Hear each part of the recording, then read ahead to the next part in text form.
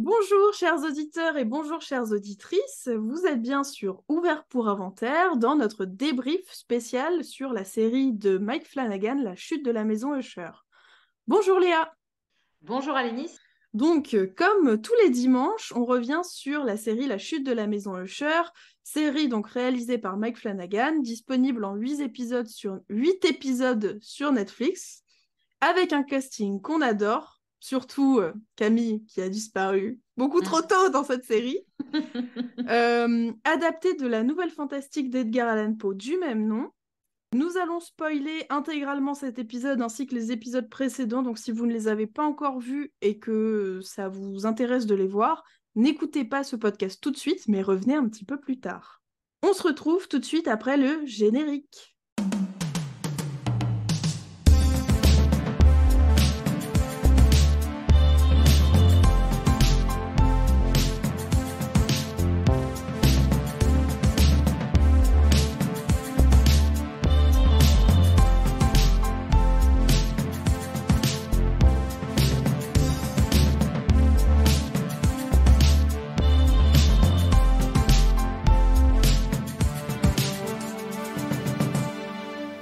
Les films, ça sert à ça, à apprendre à vivre, à apprendre à faire un lit.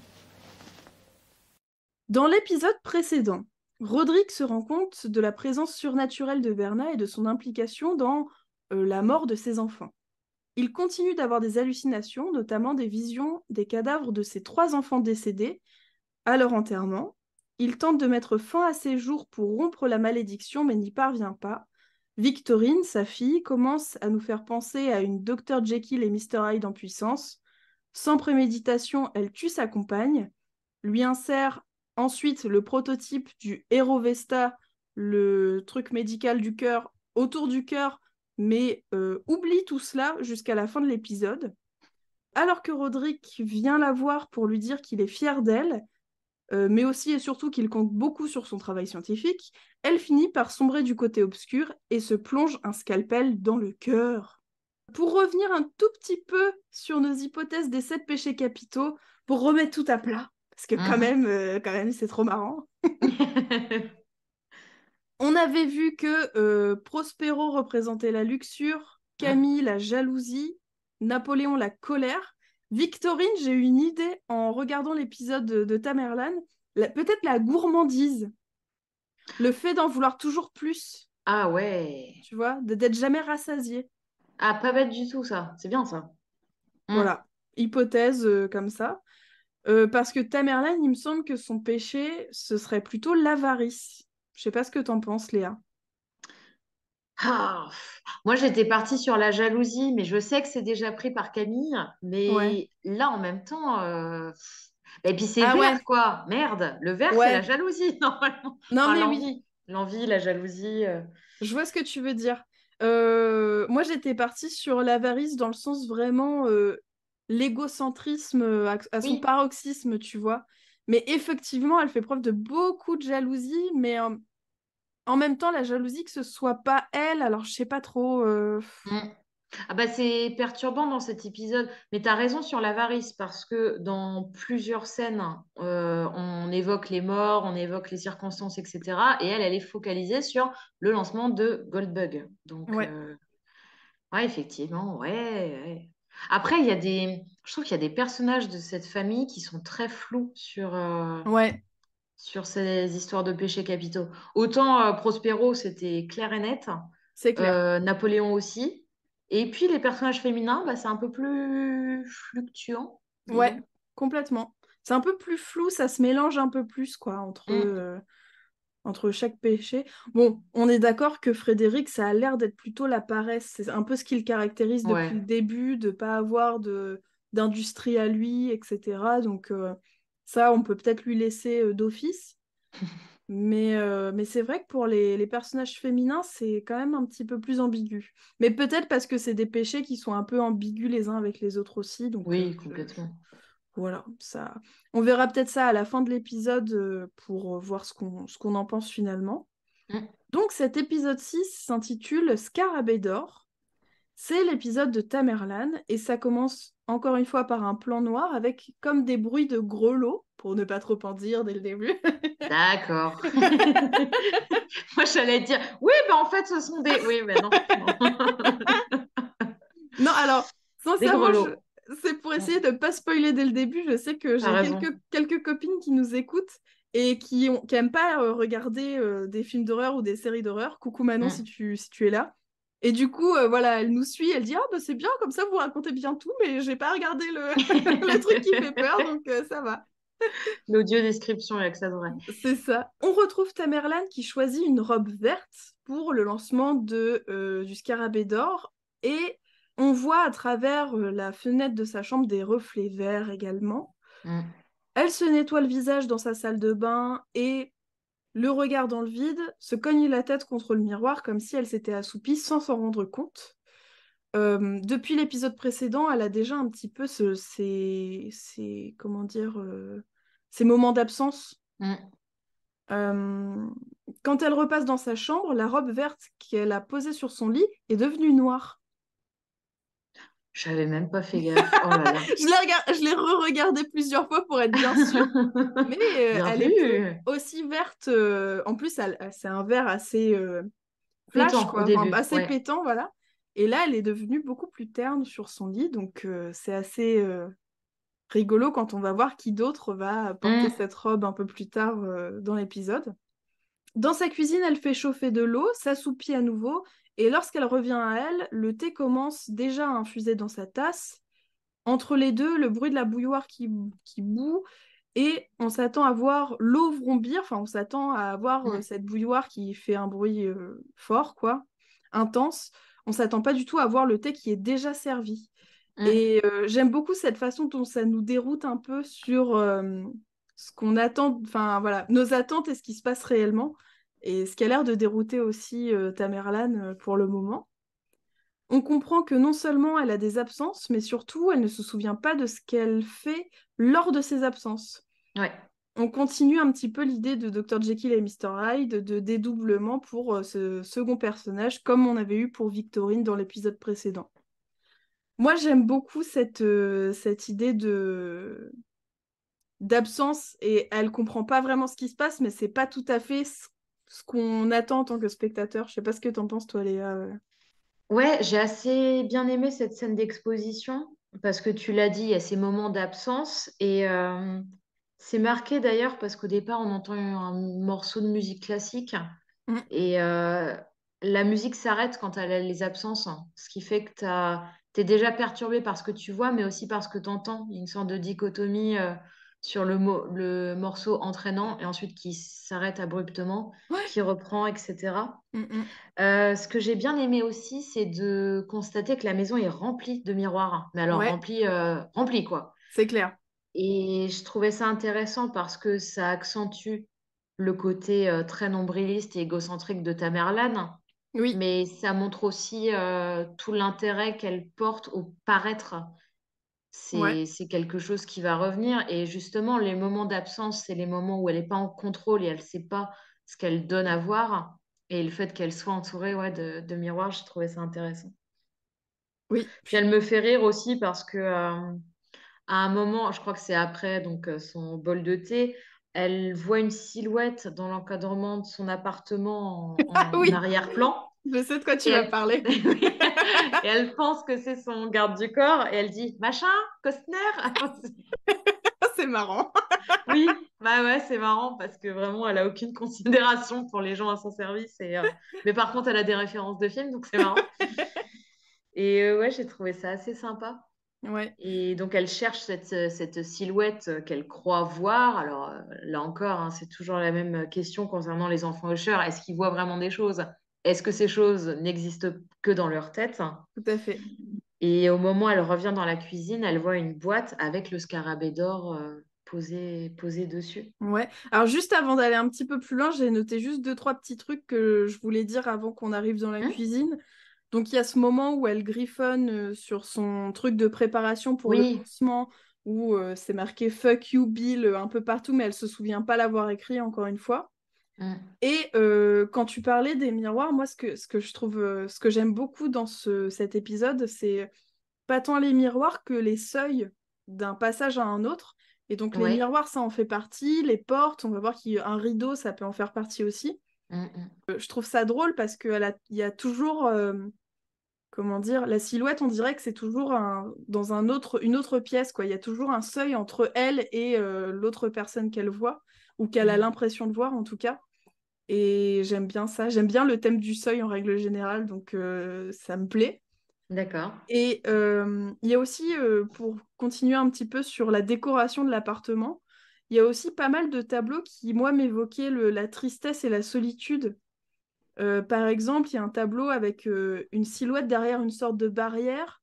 Il y a un autre tableau avec une silhouette qui, comme si elle posait sa main sur l'épaule d'une autre. Donc il y a vraiment tout ce côté un peu de solitude et pas vraiment lugubre, mais un peu triste, quoi. Mm.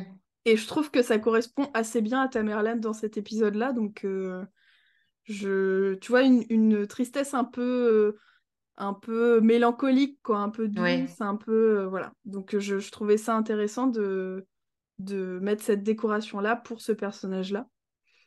Et aussi, juste avant du coup d'arriver dans la cuisine, elle poursuit la silhouette dans un couloir qui m'a fait beaucoup penser à Shining, encore une Ah, bah oui. fois, Mm. avec vraiment des cadres de partout et des portes, et du coup on a l'impression qu'il y a des moulures carrées, on a l'impression presque que ça fait les mêmes formes que les miroirs sur tous les murs, c'est assez... Ouais. enfin, je sais pas, moi j'aime bien, j'aime bien. J'aime bien Ouais, l'idée. et puis ce filtre vert un peu pistache, un peu clair, etc., Mm. ça me fait penser, moi, au décor de la salle de bain dans Shining, avec ces mêmes Ouais, tons verts. T'as du vert criard, mais t'as aussi du vert un peu passé. bah puis surtout que c'est un peu son goal de vie à Tamerlan de la jeunesse éternelle, quoi. Mm. Donc c'est marrant que ça rappelle la couleur de ce passage-là en particulier dans Shining. Ouais, c'est vrai. Voilà, voilà. Mhm. Je te laisse continuer pour la cuisine. Ouais, et ben du coup, au moment où elle voit cette boîte, il n'y a pas de musique ni de bruit ambiant, il y a vraiment un silence assez plombant dans la scène. Moi, ça m'a fait penser à deux choses, ces boîtes. Première chose, à Seven, parce qu'il y a une partie de moi qui me disait, il y a quoi dans la boîte? Et effectivement, bah, c'est pas Jojo ce qu'il y a dans la boîte. Mm, Donc, ouais, j'ai vu un peu la référence de Seven et c'est Fincher. Et la boîte de Pandore aussi, tout simplement, le mm. côté ouvrir ou pas cette boîte et savoir qu'est-ce que tu vas laisser en sortir. D'autant que ça va être un peu aussi le prisme de Tamerlan, ça. Enfin, elle veut à tout prix lancer son scarabée d'or. Ouais. Et en fait, on se rend compte que dans ces boîtes-là, bah, il y a surtout beaucoup de bêtises et de, j'allais dire de conneries, bah voilà, c'est la même chose. Enfin, en tout cas, beaucoup de choses néfastes. Donc, Mm. tout l'apanage qu'elle fait de ce Goldbug, on nous le vend depuis des plombes et des plombes et des plombes avec un effet de retardement. Au final, oui, c'est une boîte qui renferme les maux de l'humanité. Bah ouais, ouais, c'est ça. On va le voir un petit peu plus tard, mais c'est un peu l'idée, Mm. quoi. Et elle finit par ouvrir cette boîte. Et alors, moi, de ce que j'avais l'impression de voir, des entrailles, des choses comme ça, Oui, enfin des choses plutôt à l'intérieur des gens qu'à l'extérieur des gens, d'habitude. exactement. Et puis, bah, comment dire, elle se projette en arrière, Ouais. bah, dégoûtée. Et en Ces fait, entrailles, elles sont recouvertes de scarabées. ouais, bah oui, tant qu'à faire. Et quand elle rejette un œil à la boîte, évidemment, il n'y a plus rien dans cette boîte. Bien sûr. Donc, on reste dans le champ des hallucinations. Ouais. Et c'est un peu tout ce que j'avais noté pour ce passage-là. Ouais, bah moi j'ai juste noté qu'à la fin elle se dit Tamerlan, tu dois dormir. Ah oui. Et qu'ensuite elle part se coucher, elle prend plusieurs médicaments pour essayer de dormir.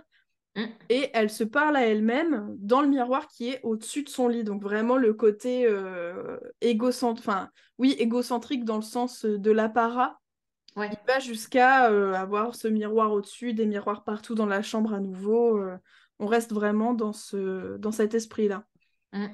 Bah, elle est cernée par elle-même, hein, en Tout à fait, fait. Oh, c'est dans beau cet ce que appart. tu Oh. dis! C'est très peu de choses, vous savez.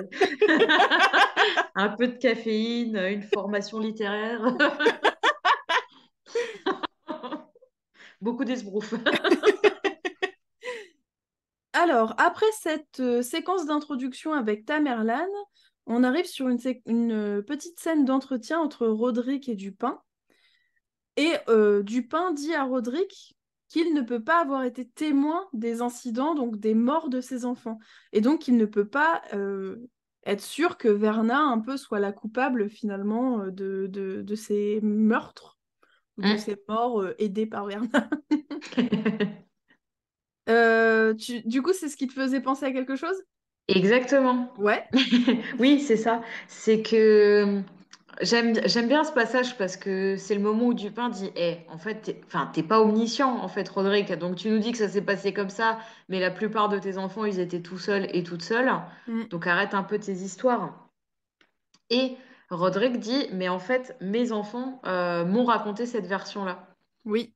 Et c'est bien parce qu'il admet à haute voix qu'il a des hallucinations, ce qui est le premier pas vers soit la guérison, soit la mort. Dans son cas, je miserais plutôt sur la deuxième, mais bon. Voilà. Mais bon, c'est un pas en tout cas.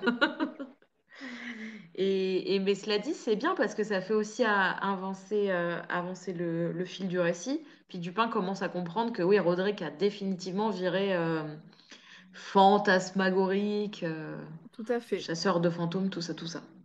Et d'ailleurs, ça nous fait une transition parfaite où on le retrouve dans son bureau en Mm. train de parler, monologuer un peu tout seul avec ces 2 saphirs qu'il vient d'acheter pour sa sœur, qui sont Ouais, en gros des saphirs qu'il plaçait sur les yeux d'une femme pharaon pour lui donner la vision dans l'au-delà, après la mort, etc.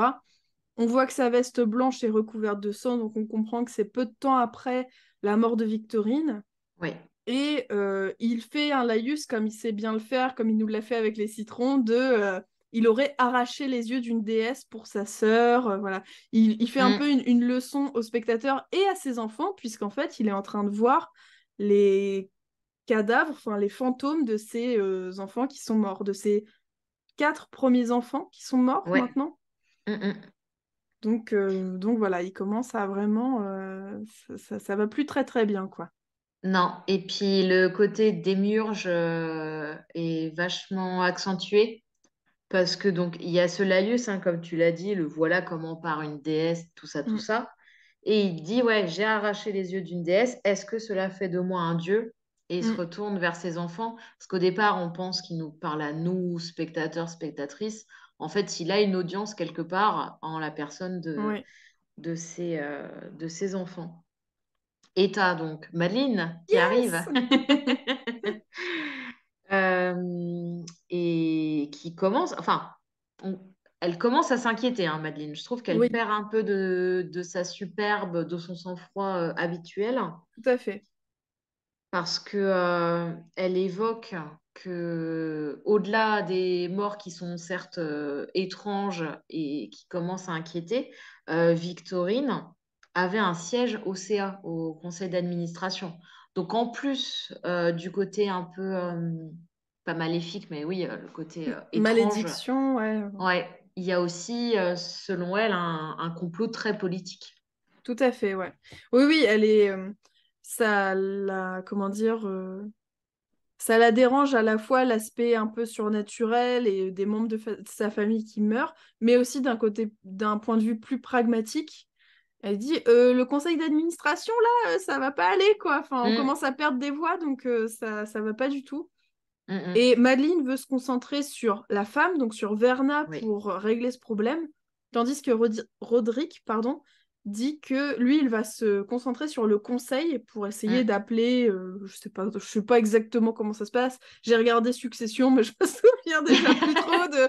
Il y a des votes, voilà, je me souviens de ça, mais Pot de vin, vote, voilà, chantage, c'est un peu ça. check. Et retournement de veste. En règle générale, c'est à peu près les C'est éléments à comme ça que ça se retenir. passe. Et donc lui, il est quand même... Alors c'est très étrange parce que il est à la fois dans le déni Mm, de la malédiction de Verna, et à la fois il n'arrête pas d'avoir des hallucinations, il n'arrête pas d'avoir vraiment un peu de se complaire, on va le voir plus tard, dans ses hallucinations et dans sa maladie qui commence à évoluer mm. aussi bien dans sa tête que dans son corps, puisqu'il va évoquer le fait que son cœur est en train de lâcher et son cerveau est en train de lâcher aussi. Ouais, tout à fait. Alors après, moi, il y a une scène que j'aime beaucoup. Je sais pas si tu as pris quelques notes sur... Sur Juno? Ouais, Non? Ouais, j'aime bien aussi cette scène. Mais de toute façon, j'ai adoré Juno dans ouais, cet épisode. ah Alors, ouais. parfois, à son... Comment dire? Dans son intérêt, parfois, malheureusement, juste parce que c'est drôle de rire d'elle. Mais ouais, j'ai bien aimé. Bah, d'ailleurs, dans ce que tu as dit dans l'introduction avec Tamerlan qui est seule face à son appart, et oui, qui a un appart qui transpire la solitude, bah là, c'est pareil. Juno, Ouais. elle se réveille dans le manoir des Usher, elle est toute seule, et donc tu la vois arpenter la maison, et c'est vrai qu'elle fait petite chose fragile dans ce manoir aux proportions gargantuesques. Mm, mm. Et elle s'installe dans la cuisine. Alors, elle est un pilulier, mais enfin, c'est même plus un pilulier à ce C'est stade. clair. C'est la pharmacie de Lyon 7e arrondissement. Enfin, c'est fou. Et elle essaye de joindre Roderick sans nouvelles de lui. Et elle apprend via la télé la mort de Victorine. Donc, nouveau choc dans la famille. Et d'ailleurs, c'est pas la seule à apprendre la mort de Victorine à la télévision, puisque Fred et Lénore aussi.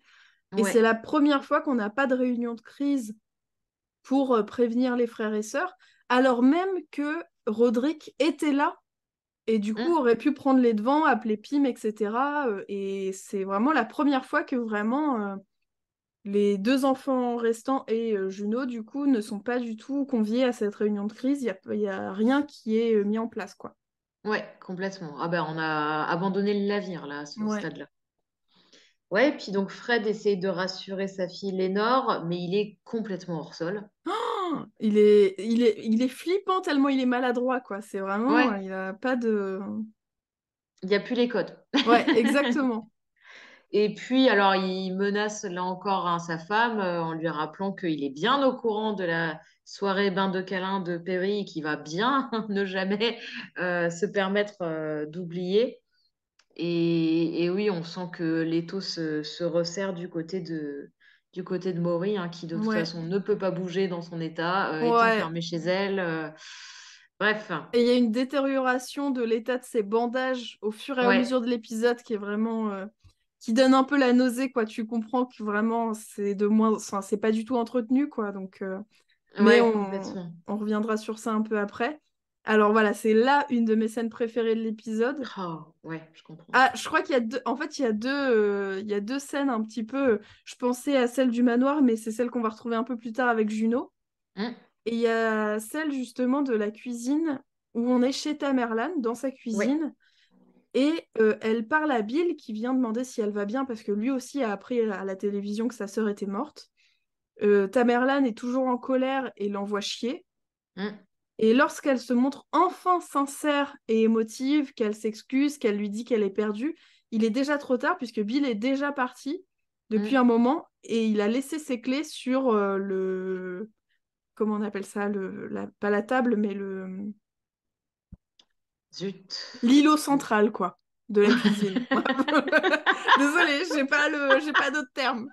Ouais, le plan de travail, Le enfin bon, plan de un travail, truc voilà, c'est ça. avec des Donc, pieds et tout. on se rend compte que vraiment, enfin, c'est un petit peu ce qui va la bouffer, c'est qu'elle est tellement égocentrique et elle arrive tellement pas à s'excuser quand elle est en tort, que petit à petit, ça devient impossible pour elle de s'excuser par cette absence surnaturelle qui fait que elle a l'impression d'être toujours au même moment alors que on est déjà passé à autre chose, quoi. On est déjà plus Ouais. loin dans sa vie. Hmm, hmm. Ah ouais, j'ai trouvé la scène en plus assez cruelle parce que au moment où elle fait son aveu de franchise, qu'elle s'excuse, etc., tu as la caméra qui zoome. Alors en plus, tu sens l'émotion du personnage Mm. qui effectivement commence à prendre conscience de tout le mal qu'elle fait autour d'elle. Et le contre-champ, personne. Donc Ouais.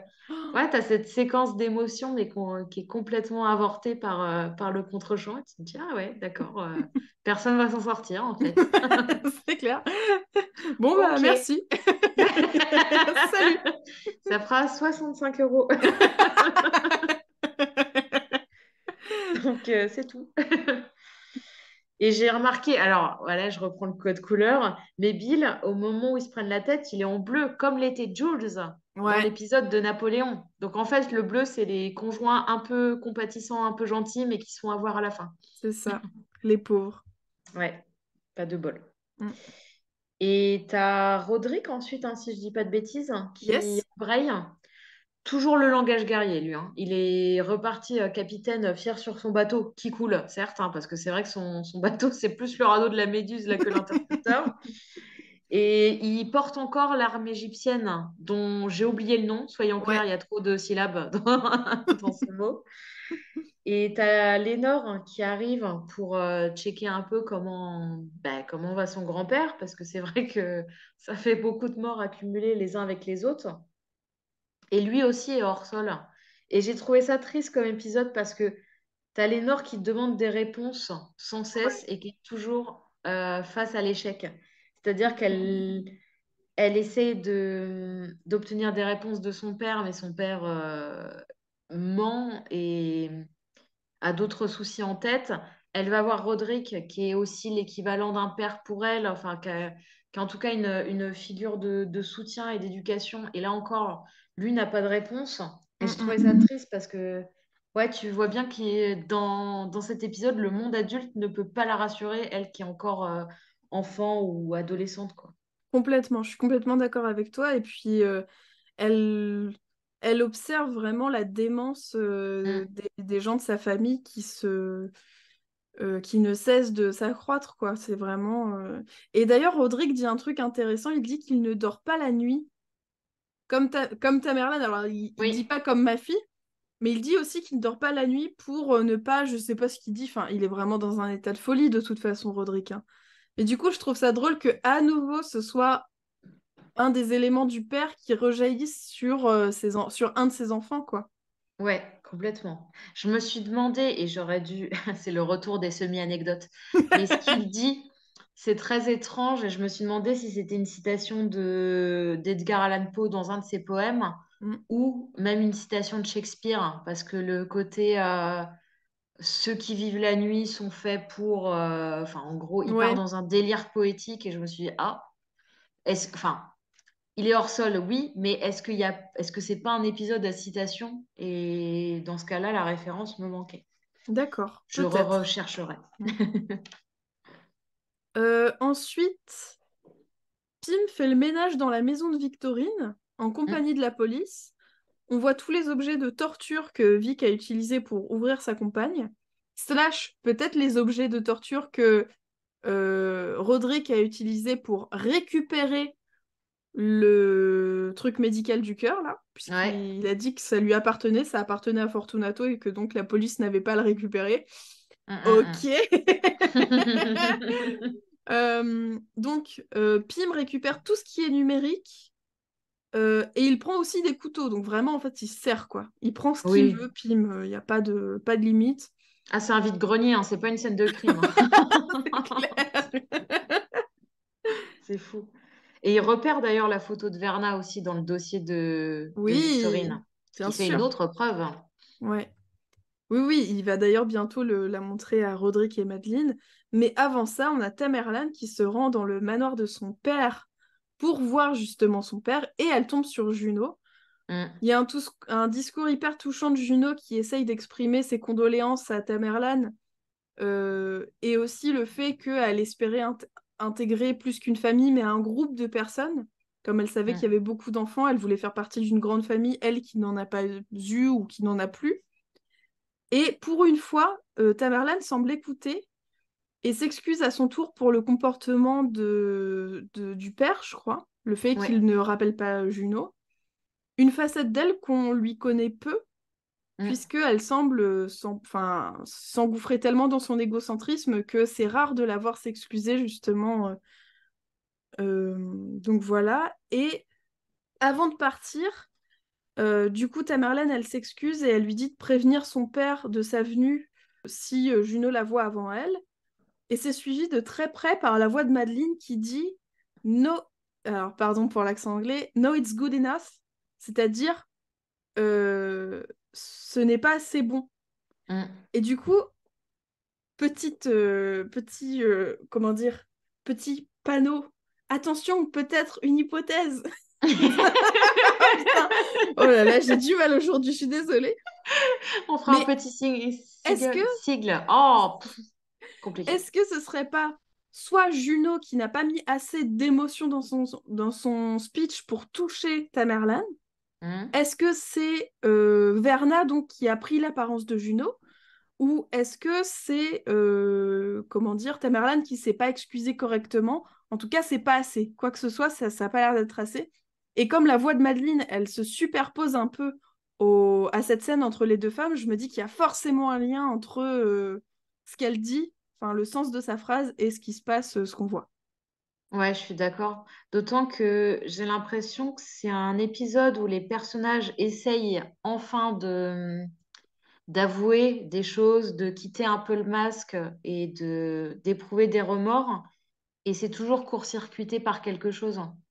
Tu parlais de Tamerlan face à Bill qui s'excuse enfin, mais pas de bol, ça Ouais. arrive après une absence. Donc Bill n'est plus là, donc elle est toute seule face à ses remords. Cette scène-là entre Juno et Tamerlan, elle pourrait effectivement débloquer quelque chose parce qu'elles sont enfin franches l'une envers l'autre. Et en fait, là aussi, c'est court-circuité par la voix de Madeleine. Et j'ai l'impression que ouais, c'est l'épisode où toute tentative de rebrousser chemin est fortuite. Tout à fait, bah oui, c'est un peu la fatalité du truc, quoi, finalement. Mm. Et d'un point de vue plus rationnel, je me suis dit aussi que Juno, en fait, elle est très jeune et elle pourrait être une des enfants Usher. Oui.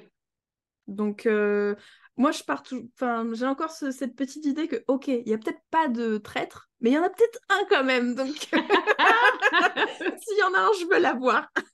Ouais. Tu l'auras, Lénis, tu l'auras. Et ouais, Euh, tu l'as dit, on embraye sur Madeleine bah, qui veut avoir des... Alors, j'ai mis des armes pour le CA, mais en fait, c'est avoir suffisamment de propositions et de choses qui fonctionnent pour assurer, enfin, stabiliser leur place au conseil d'administration. Et elle échange avec Arthur, qui est toujours sur les traces de Verna. Et Arthur est devant donc l'ancienne maison des Usher et dit, vous aviez raison depuis le début, c'est un complot, ça vous cible bien et elle sait parfaitement ce qu'elle fait, puisque l'adresse qu'elle avait laissée lorsqu'elle se faisait passer comme pour patiente, pardon, par Victorine, mm. eh ben, c'est l'ancienne adresse des Usher qui est dorénavant à l'abandon et la maison où, en novembre 2023, Auguste et Roderick bah, dissertent sur cette vie funèbre qu'ils ont menée. Tout à fait. Et ben, on embraye d'ailleurs hein, sur. Alors, ouais, ça j'ai bien aimé. Non, il y a des trucs que j'ai bien aimé quand même dans cet épisode. Euh, c'est effectivement Auguste et Roderick discutent et sur l'histoire d'Arthur, hein, parce que c'est vrai qu'Arthur, on a des bribes d'informations, mais on ne savait pas trop ce que faisait notre bon vieux Luke Skywalker. Et il a traversé non pas la galaxie, mais quand même le globe, parler de Paul, c'est ce qu'on apprend. Et oui, en fait, il a mené des explorations dans des régions alors très dures, très extrêmes. Et c'est Roderick qui nous raconte tout ça. Et oui, qu'ils n'ont pas employé n'importe quel avocat, en fait. Il est au-dessus, Arthur Ouais, Pym. C'est plus qu'un avocat, c'est plus qu'un homme de main. C'est une force de la nature à ce stade. complètement. Et puis, on apprend qu'il a fait une expédition que peu ont réussi à faire jusqu'au bout Mm, et qu'il y a un secret autour de son séjour dans le pôle Nord. Ce qui d'ailleurs a laissé libre cours à l'imagination des deux enfants, donc de Fred et de Tamerlan, qu'il a visité Ultima Thule, je sais pas mm. comment ça se prononce, une île au sommet du monde, hors du temps et de l'espace. Donc c'est marrant parce que ça rejoint un peu notre idée de surnaturel qu'on n'arrive pas trop à expliciter, ce qui est logique puisque c'est le principe même du surnaturel, quoi. Mm. Ouais, complètement. Et je sais plus si c'est Auguste qui lance le sujet, mais en tout cas, il y a l'évocation des sous-sols de l'entreprise Fortunato, ces fameux sous-sols où il y a un fameux mur. Et Bah là encore, Auguste, il dit oui, puis d'ailleurs, à ce moment-là, bah, j'étais au chômage. Donc on comprend, enfin, il essaie de faire comprendre à Roderick qu'il a quelque chose à voir dans cette situation. Là encore, Roderick essaye de se défiler et là, paf! Bien sûr, hein. On sait ce Gros qui lui arrive jumpscare! quand il joue son gros con, hein. C'est ça. Et en plus, là, enfin, ça fait 3 épisodes dessus, je dis, là, ça fait peur. Mais là, ça fait vraiment très peur. Parce que c'est toutes les vitres qui explosent derrière Roderick. Donc, il y a ce bruit qui est fracassant. Et en plus, on entend le bruit enfin, de battement de cœur qui, bah, pareil, qui résonne de façon assez frénétique. Puis alors là, c'est plongé dans l'horreur la plus totale. C'est clair. Filtre vert, les pieds qui avancent sur les vitres tout en craquant, Ouais, grinçant. sur le verre brisé, ouais. Mm. La caméra qui remonte petit à petit. Et on voit donc Tamerlan qui est, bah, j'aurais tendance à dire égorgée quand même, hein, parce qu'elle a Oui, vraiment une grosse entaille sur le cou. Alors, ouais. elle l'a pas que là, mais bon, je Ouais. pense que c'est la plus visible. Il y a du sang partout et en Et en plus, plus, elle il y a tend la main. C'est ça, il y a ce petit, cette tête qui craque sur le côté. Ouais. D'ailleurs, qu'on retrouve de The Haunting of Hill House, Oui. évidemment. Mais du coup, et tu sais que la première fois que je l'ai vu, j'ai pas compris pourquoi il y avait ce truc. Je me suis dit, bah, c'est un peu gratuit. Et c'est en Mm. regardant la deuxième fois que j'ai compris pourquoi ce craquement de tête Ouais. avait son importance, quoi. Ouais. Ouais. Ouais. Et oui, le fantôme donc de Tamerlan tend la main vers, enfin l'hallucination, le fantôme tend la main vers Roderick, Roderick qui est à terre, désespéré, qui a peur, enfin vraiment le retrancher au plus possible. Ouais, Et on change de perception et c'est en fait Auguste qui tend la main vers Roderick. tout à fait. Et on retourne dans leur passé, donc avec Roderick, Annabelle Lee et Dupin qui cherchent les documents falsifiés. Mm, Annabelle Lee qui ne veut pas qu'il fasse ça par vengeance contre ni son père ni son boss. Et il lui assure que c'est pour le bien et c'est pas pour se venger. mm. Bon, Roderick. Bah, en plus, enfin, un choix de mise en scène tout bête, mais si tu veux, Annabelle Lee, elle est dans la lumière, elle est illuminée dans ce plan-là, Oui, bah tandis que oui, Roderick est dans l'ombre, hein. Donc bon, je veux pas refaire le b.a.-ba du cinéma, mais généralement, quand le personnage est dans l'ombre, c'est que c'est les intentions sont pas Jojo. bien sûr. Je trouverai un synonyme à Jojo, hein, un de ces quatre, hein. Je tiens à rassurer tout le monde. Je trouverai. Moi, j'aime bien cette expression. Personnellement, ça me va. Ouais. Bon.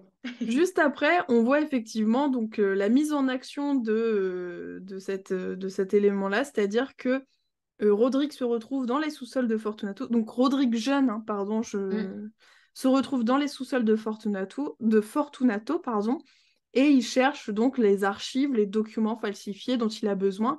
Et on le voit en train de faire des photocopies de ces documents dans le sous-sol. mm. Voilà. J'ai rien d'autre à ajouter, moi, personnellement, sur ce passage-là. Moi, j'ai juste remarqué que les couloirs et le sous-sol ont ce même verre amande qui pourrait rappeler un peu l'appartement de Tamerlan, hein. Mhm. Je trouvais que ça restait le même code couleur. Et puis, ça reste ouais, des lieux qui sont pas accueillants de base. Enfin, Ouais, même visuellement, hein, je trouve il y a un c'est clair. côté très, très clinique dans tout ça. Oui. J'allais dire, on dirait qu'ils enferment des gens un peu derrière les Mm, portes. complètement. Ouais, ouais, je suis d'accord avec toi.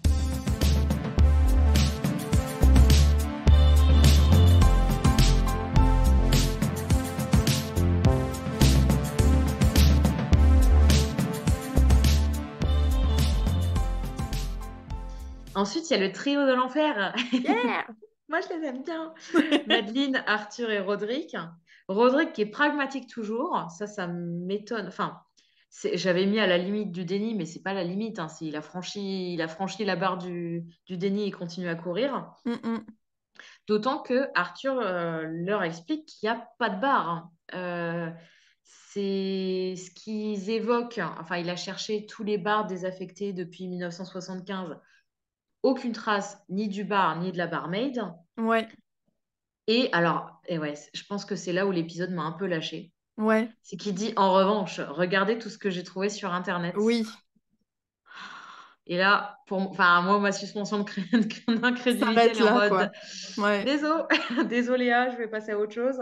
Non, mais Parce j'entends. que, ouais, en fait, il prend plein de photos d'événements historiques avec des personnalités très importantes, notamment Trump, les Mm, Toxic Twins, Zuckerberg, Bush, etc. mm. Et il retrace ça limite des années 20 jusqu'à nos jours. Et Ouais. on voit Verna sur chacune des photos. Et Bah non.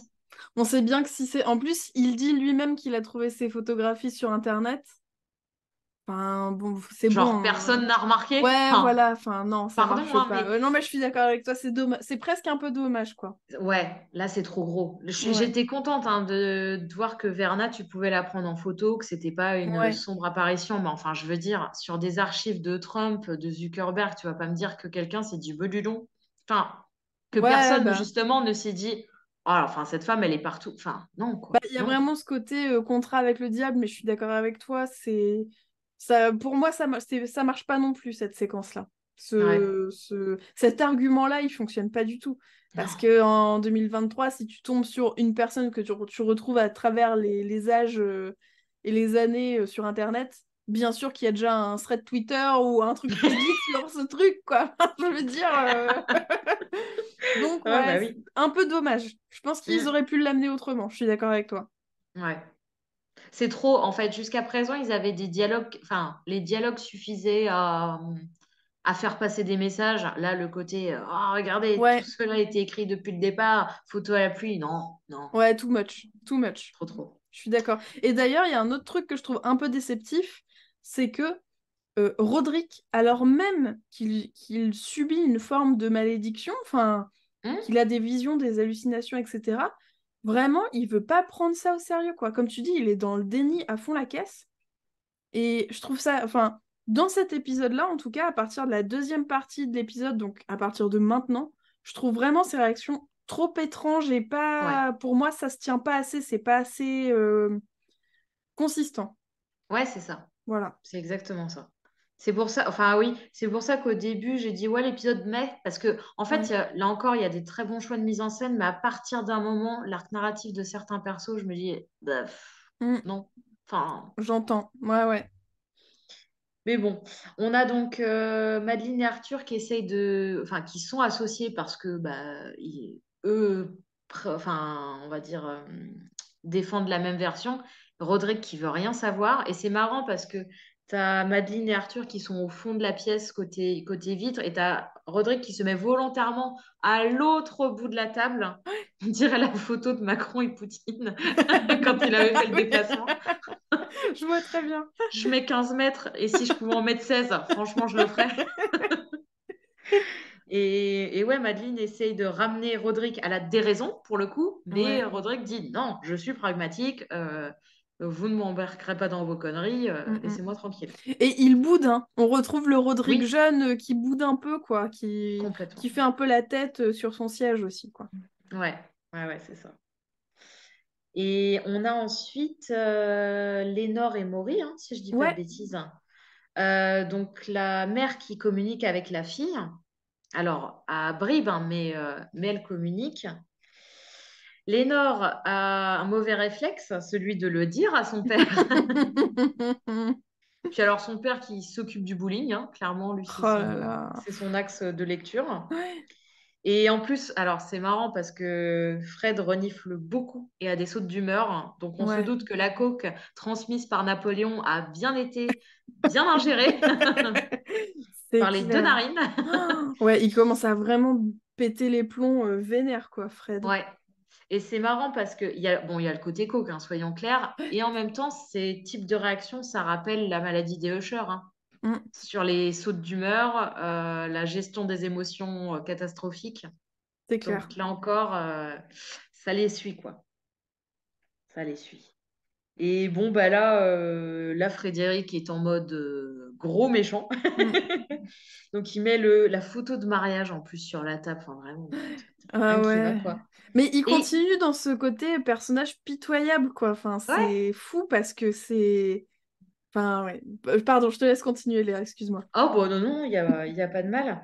Et on voit qu'il met de la drogue ben ouais, dans les tubes de Maury. Il la questionne, mais enfin, il la questionne. En fait, il attend pas de réponse. Hein. Non. Soyez à ce stade-là, non. Et en plus, c'est Maury qui essaie enfin, de se débattre. Elle peut pas bouger, mais par le son, par sa voix, elle dit non, Freddy, non, fais pas Ouais. ça.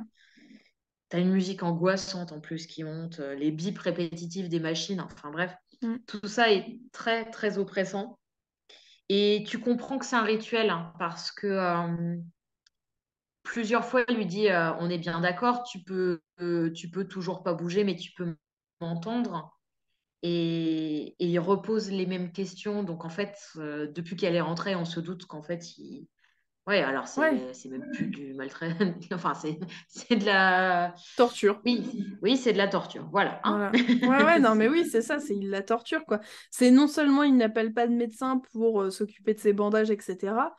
Et en plus, il la drogue pour la paralyser, pour qu'elle puisse Mm. pas réagir, quoi, pour qu'elle puisse uniquement être spectatrice de ce qui se passe, mais rien de plus.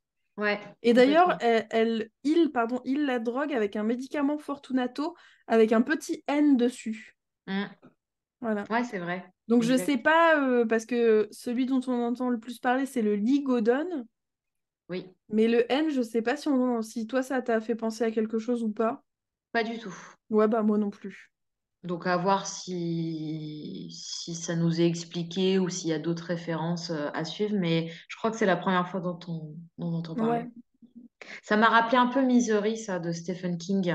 Ouais. Euh, Bien sûr, toujours. un peu. Déjà parce que Stephen King, mais oui, le côté personnage paralysé qui se fait subir un traitement de l'enfer Complètement. sans possibilité de s'échapper. Puis en plus, je trouve que Fred fait un bon. Je sais plus comment elle s'appelle dans Misery, la nana qui le. Oh, je l'ai plus. C'est pas Annie quelque chose?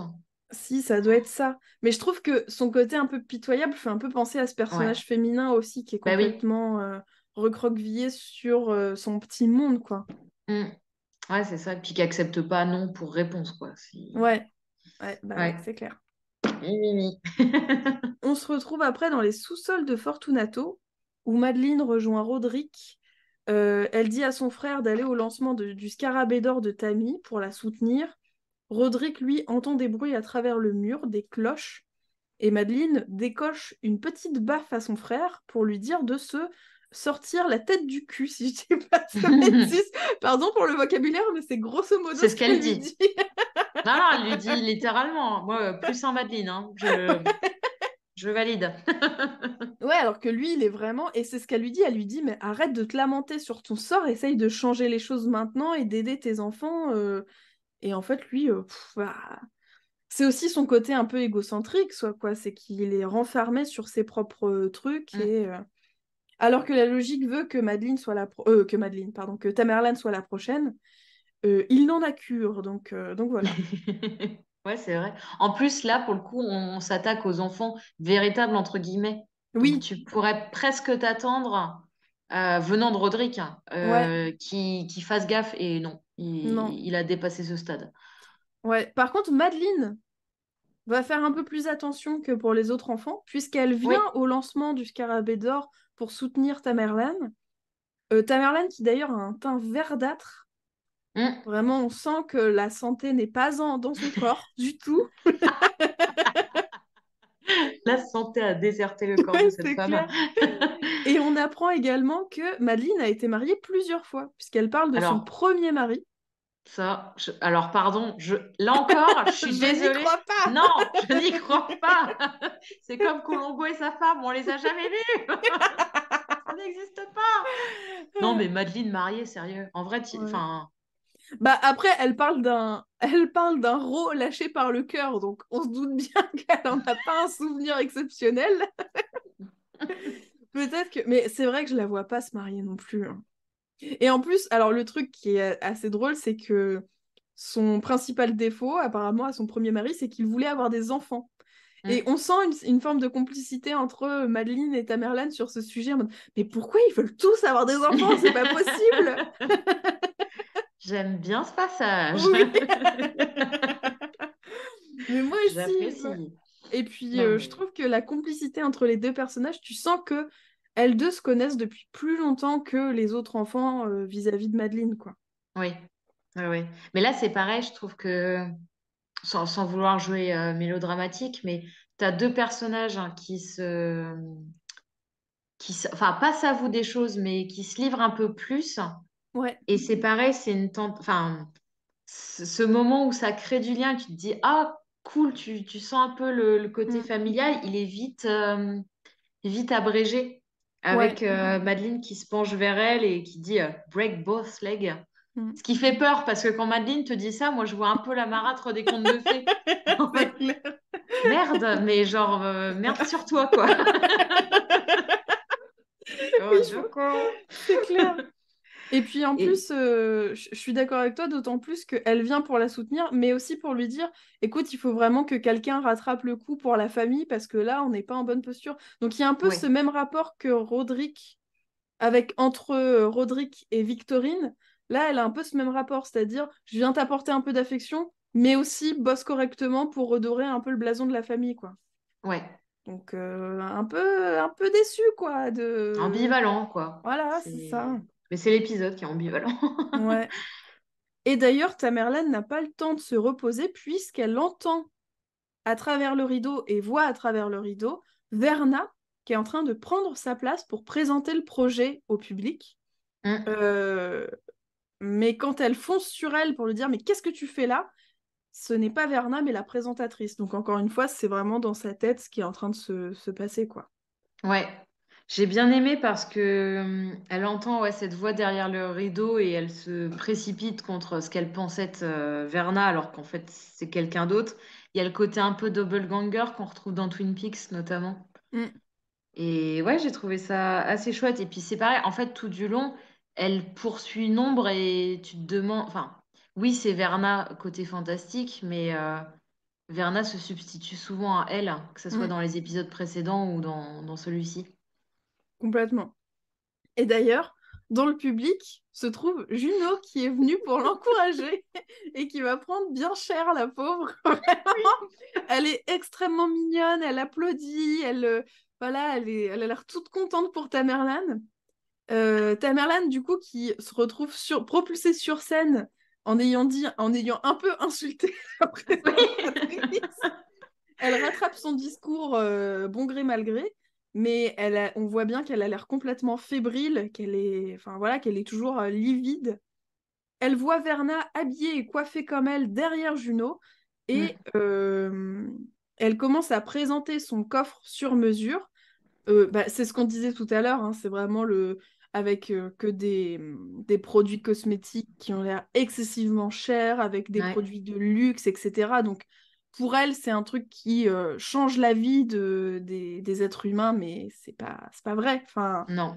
à part détruire des écosystèmes, je sais pas si ça Mm. apporte grand-chose de plus. Donc voilà, c'est Pas sûr. vraiment... Et quelques posts Instagram, mais là encore, je pense que ça ne soigne pas Ouais, le voilà, fond. c'est ça. Donc voilà, elle nous présente ça, le coffret qui est son coffret, parce que le secret du Scarabée d'or, c'est que chaque coffret est personnalisable et individuel, chacun a sa propre routine de cosmétiques à l'intérieur. Bon, voilà.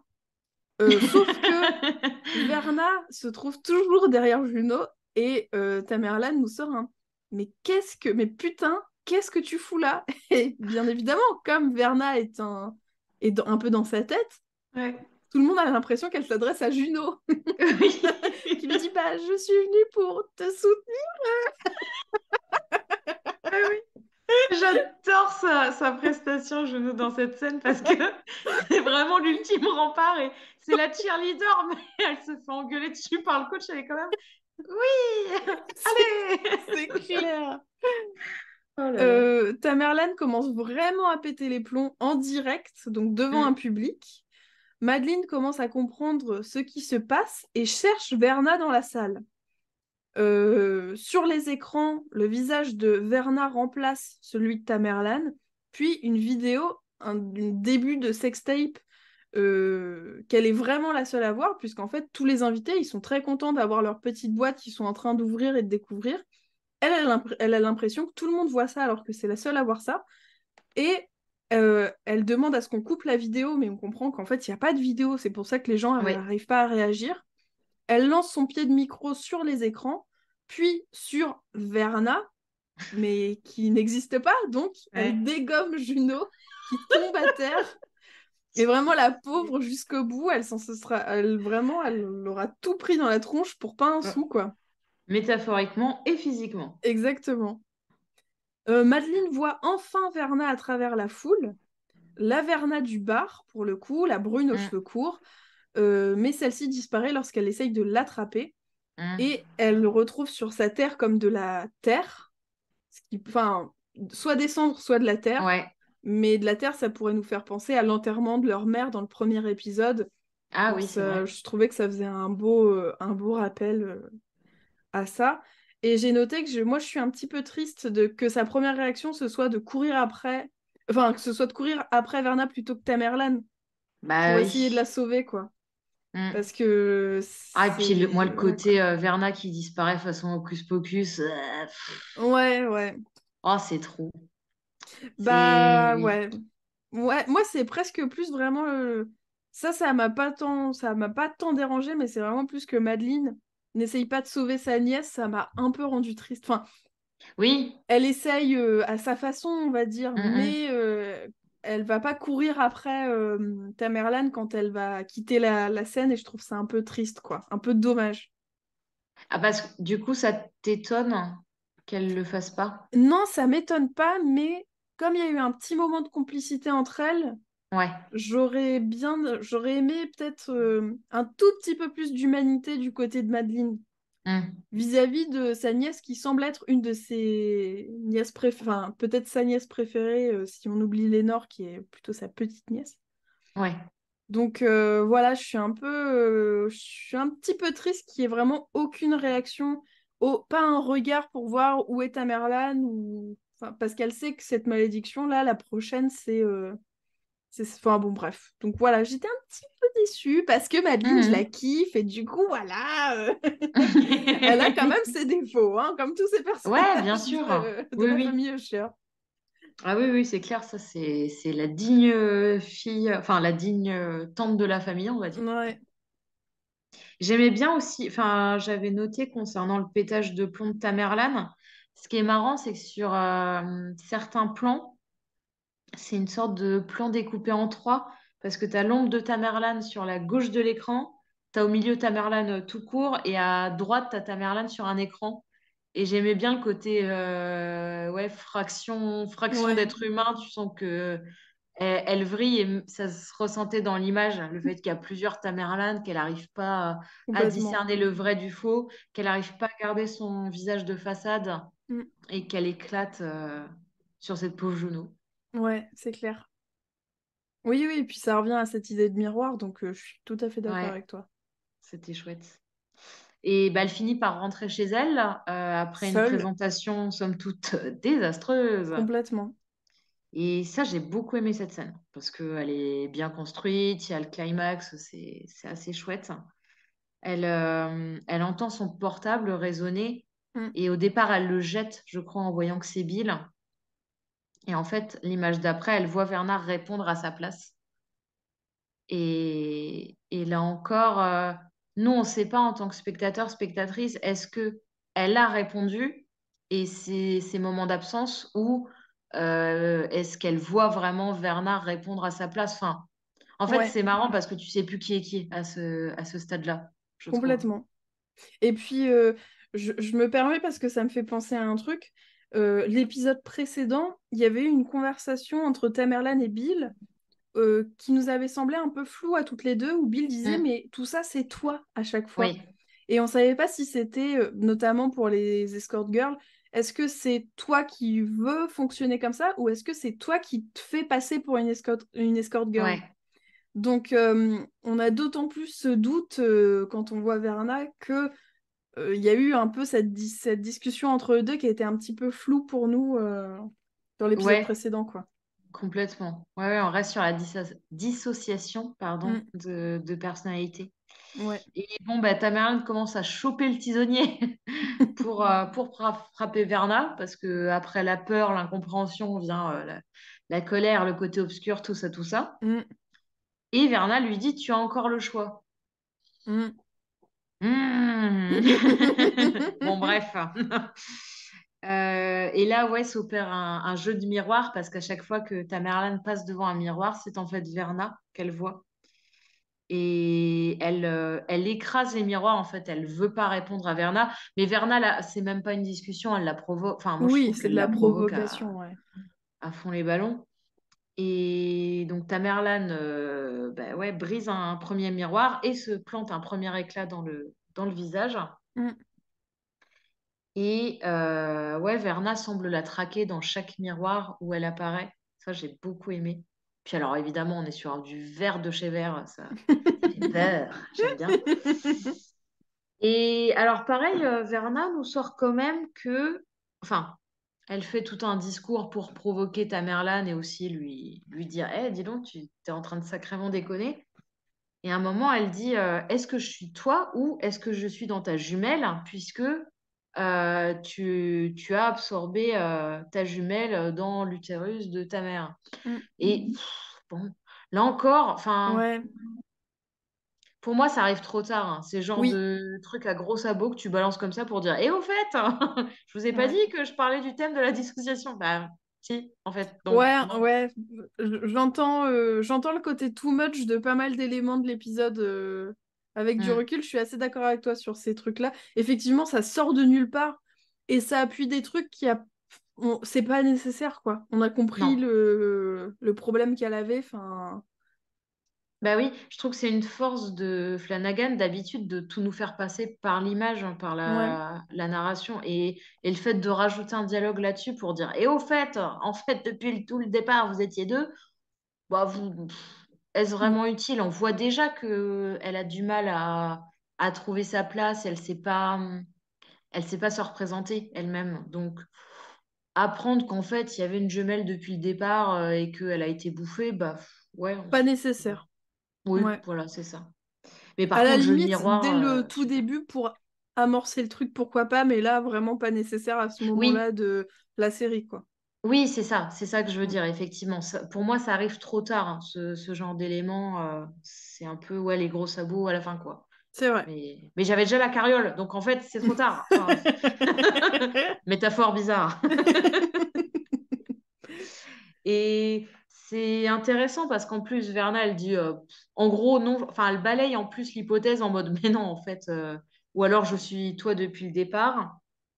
Et elle nous dit, tout ça n'a rien à voir avec toi. Et c'est quelque chose qu'elle avait déjà dit à certains Mm. enfants Usher. Donc, c'est une malédiction qui, en fait, découle de Roderick et Madeleine et dont les enfants subissent le contre-coup, Oui, tout à fait. on va dire. C'est comment on appelle ça, tu sais, quand t'as des trucs à côté, c'est les dommages collatéraux de la Ouais, malédiction, quoi. exactement. Ah, c'est des sacrés dommages collatéraux, Ouais, d'ailleurs. des bons gros dommages collatéraux. En parlant de ça. Et cela dit, j'ai noté, il y a quand même un revirement de Tamerlane. Moi, ça m'a plu dans l'épisode, c'est qu'à quelques moments, elle dit, bah, en fait, ouais, j'ai merdé. Ouais, Et c'est même triste d'avoir un ouais. personnage qui nous dit, ben, ouais, en fait, j'ai merdé. Et t'es en mode, Mm. oui, oui, mais tu le Too dis, late, toi. malheureusement, mais ouais. Et ouais, elle répète, hein, j'ai tout merdé, tandis que Verna lui dit, calme-toi. Ce qu'il faut surtout, là, écoute le doux son de ma voix, calme-toi.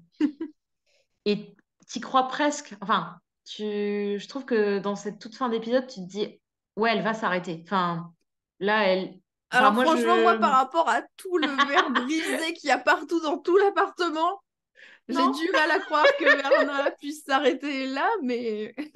non, mais en fait, c'est le gros plan sur le visage de Tamerlane qui dit j'ai tout merdé. Enfin, je trouve Ouais. qu'elle est en pleine réalisation et t'as presque cet espoir de te dire ok, stop du coup. Mm. Moi, j'ai presque l'impression à ce moment-là va y avoir un revirement. Ouais. Et c'est pour ça que je trouve que Verna est très ambivalente parce que au moment où Tamerlane avoue qu'elle a tout merdé, bah, Verna elle lui reparle. Ouais, Et en fait, ça relance, elle met une pièce dans la machine. complètement. Ah ouais, c'est clair.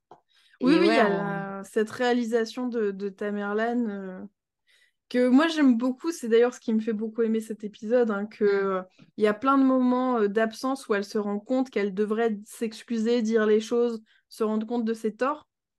Et malheureusement, à chaque fois, soit c'est un moment d'absence, soit c'est un moment où c'est déjà trop tard, quoi, presque. Mm. Voilà. Ouais, complètement. Et elle se retrouve ouais, bah, blessée de partout sur son lit, avec Mm. bah, encore son tisonnier dans les mains, prête à en découdre. Et bon, bah, Verna lui reparle une dernière fois. Tamerlan lève les yeux au plafond. Là aussi, il y a un miroir en même temps, meuf. Enfin, qui fait ça? Bien sûr. Je veux dire, il y a déjà des miroirs partout. Il y en a sur les côtés, il y en a sur la tête du lit, il y en a face au lit. Pourquoi t'en mets au-dessus? Nom de Dieu! Ça n'a pas de sens. Alors, je pense que ça a à voir avec le Oui. sexe, mais bon. Quoi? Mais quel... Oh non! Oh non! Oh non! Enfin, bah oui. Sauf que, donc là, pas de bol, Tamerlan se lance, enfin, bah ouais, saute sur le lit pour donner un dernier coup de tisonnier. Et c'est le coup de tisonnier fatal, puisque elle renverse le dernier miroir, Mm. elle tombe sur le plumard et elle s'enfonce, enfin, elle s'empale sur Ouais, des bons éclats de morceau de verre, miroir. ouais, c'est ça. Mm. Et il y Qui est a... beau. Enfin, Ah ouais, c'est une jolie c'est scène quand glauque, même. mais c'est une belle scène, mine de Une rien. belle scène au ralenti avec vraiment les morceaux de verre qui tombent doucement sur... Enfin, doucement, enfin voilà, c'est quand même assez joli. Oui. Et d'ailleurs, on voit justement un gros morceau de verre brisé Mm. au niveau de sa gorge. Moi, ce que j'avais pas vu au premier visionnage. Donc, d'où la tête qui craque Ouais. quand Roderick a sa vision de Tamerlan. Elle a un petit moment d'agonie qui est un peu dégueu aussi sur Oui, son lit. oui, oui. Pour Donc, moi, on fera pas mieux qu'Ali. Mais effectivement, bonne deuxième ou bonne troisième. Kali, Mm. Ali, la copine de Victorine. C'était en Ali, hein. termes de... Ah, en termes En d'agonie? termes d'agonie? Oui, Ouais. oui, oui, oui, oui. Mm. Allez, disons Tamerlan passe deuxième, parce que j'avoue, Ouais. Ali, c'était horrible de la C'était voir. horrible. Ouais, Moi, ouais. j'ai encore les sons hein, qui reviennent. Ah, ouais. Oui, pardon. Excusez-moi. Affreux. Donc voilà Oui, qui conclut cet épisode. ouais, effectivement, avec le bruit du verre, Mm. donc les gros lots du début, c'était en fait le verre brisé des deux miroirs qui tranchent de toutes parts Tamerlan. Ouais. Petite conclusion, j'ai noté deux, trois petits trucs. J'ai noté que c'était un de mes épisodes préférés, malgré effectivement tous ces éléments qui sont un peu en trop, je trouve. Mm. C'est un peu dommage parce qu'en plus, dans les épisodes précédents, parfois je trouvais qu'il manquait quelques éléments. Et là, Oui. je trouve qu'il y en a trop pour la fin. Enfin, euh, trop qui nous apportent rien de plus que ce qu'ils sont, quoi. Enfin, je sais pas Oui. comment l'exprimer clairement, mais de toute façon, c'est ce dont on a parlé un petit peu précédemment. J'adore voir Tamerlan se faire bouffer par l'avarice, donc Mm. par cette espèce d'égocentrisme dont elle n'arrive pas à se dépêtrer. Et donc, Non. quand elle arrive à s'en dépêtrer, c'est déjà trop tard. C'est assez terrifiant. Ça la rend aussi assez sympathique, en fait, assez humaine. Enfin, de se rendre compte aussi du fait que bah, quand on merde, quoi, c'est pas très rigolo, mais ça arrive. Mm. Et je sais pas toi, mais moi, pour l'épisode suivant, j'ai vraiment hâte de voir la réaction de Madeleine et Juno concernant Oui. la mort de Tamerlan. Ouais, ouais, je suis assez d'accord. Voilà. J'ai aussi très très hâte de voir Frédéric douiller. Ouais, par contre, lui, franchement, je commence à avoir vraiment plus du tout d'empathie pour lui, quoi. Ah non, oh ben non, non, non, non, non. Non, mais c'est ça qui est intéressant avec les derniers, c'est que tu as eu le temps d'avoir une construction de personnage assez développée. Ouais. Tamerlan, en plus, elle a presque un arc de rédemption, presque, hein. Mais c'est ce qui... Moi, c'est un des bons points de cet épisode. Mm. Pour le coup, je l'ai pas... Enfin, je dirais plutôt un mais. Ouais.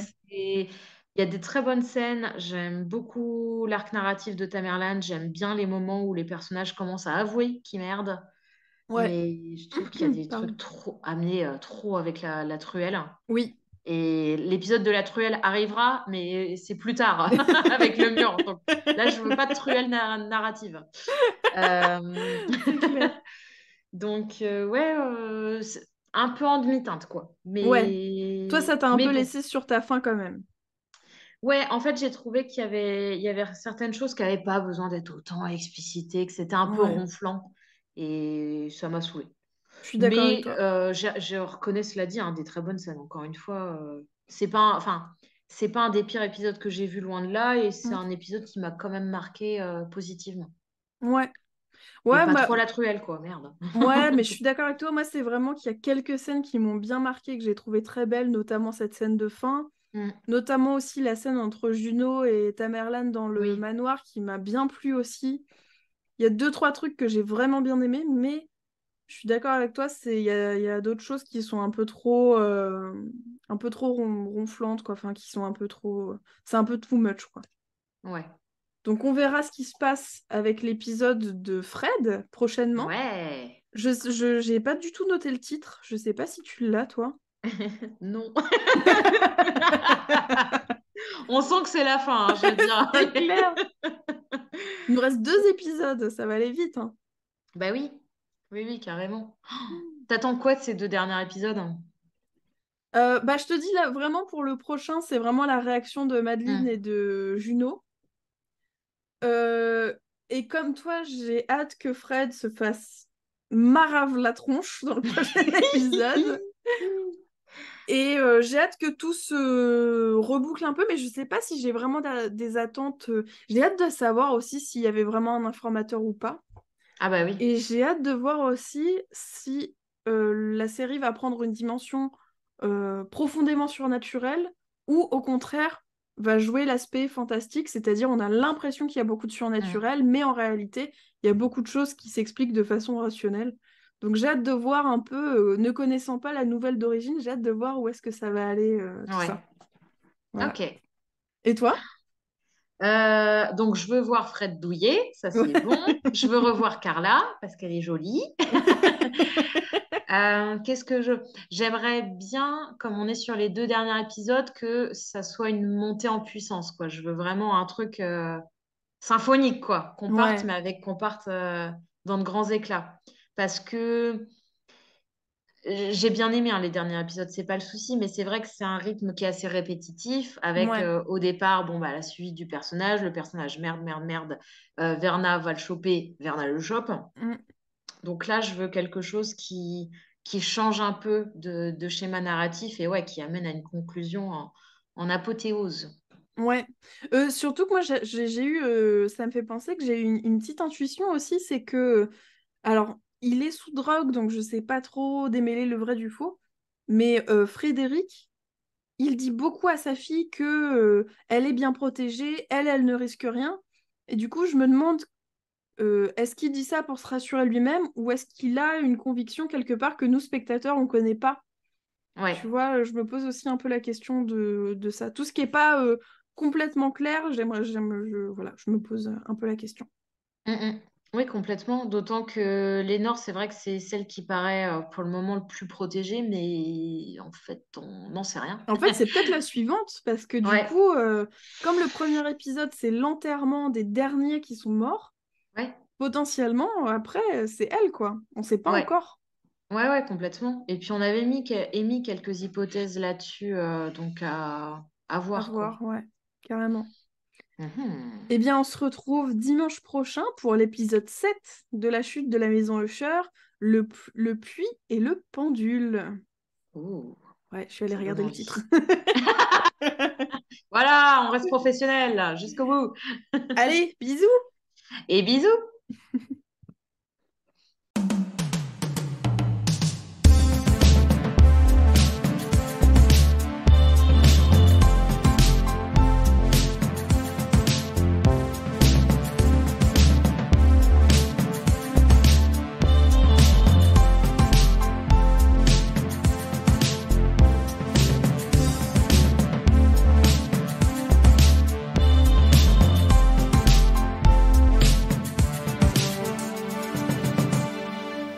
Les films, ça sert à ça, à apprendre à vivre, à apprendre à faire un lit.